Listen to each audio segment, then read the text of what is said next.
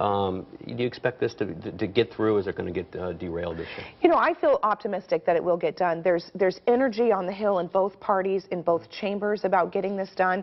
We all recognize it's not going to be perfect. You're going to get half a loaf, not a full loaf. I always said that's better than going hungry.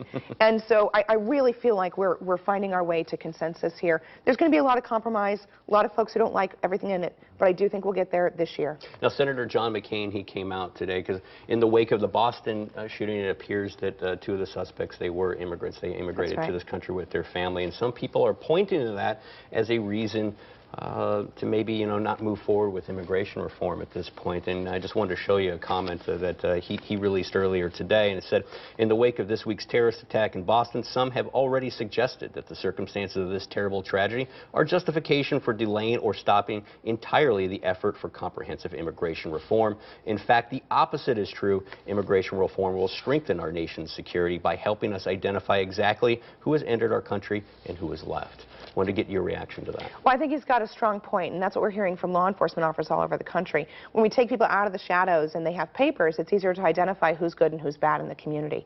But what I would say first and foremost, Dennis, is in the face of this really horrific national tragedy, I know I'm still suffering. I know many people around the country are suffering just like me. We're worried about what's happening to the folks in Boston, worried about the survivors, worried about what's still out there on the loose. This is not a time to infuse politics. It's a time to support law enforcement, catch the guy who's responsible for this, and start to seek answers. And what are your constituents telling you? What are they communicating to you about this bill? Are they tired of this immigration fight, so they want something done? Are they supportive of this measure, or are they saying, like, look, this doesn't do enough? Well, I'll tell you what I'm hearing from all across the board, Dennis, which is we need a solution now. Now, we've been hearing that in Arizona for a long time. It's been 27 years. Congress has failed to act, and finally, we've got an opportunity to get something done.